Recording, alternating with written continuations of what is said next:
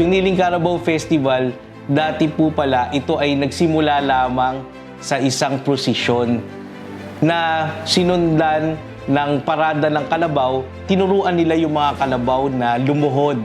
Kaya po tuwing Niling Carabao Festival, pagka pinaparada natin ang kalabaw, sa harap po ni mahal na patron San Isidro Labrador ay pinaluluhod natin ang kalabaw. Napakahalaga po ng ating tradisyon na Niling Carabao Festival. Kaya taon-taon ito po ay ating sineselebrate upang ipamalas po natin sa mga susunod na henerasyon ang ating mga kinalakihan na mga tradisyon at kultura.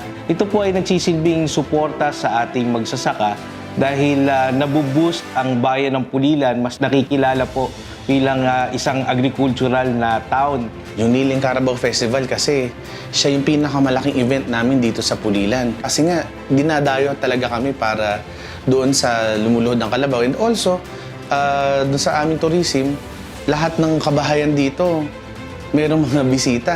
So, lahat ng aspeto ng aming komunidad, mula sa mga mangangalakal, sa mga maliliit na nagninegosyo, lahat sila activated. Ang tunay na diwa ng Fiesta ng San Isidro ay upang magbigay galang at importansya sa aming patron, sa patron ng mga magsasaka dahil ang bayan ng Pulilan ay isang bayan na sagana sa mga sakahing bukid.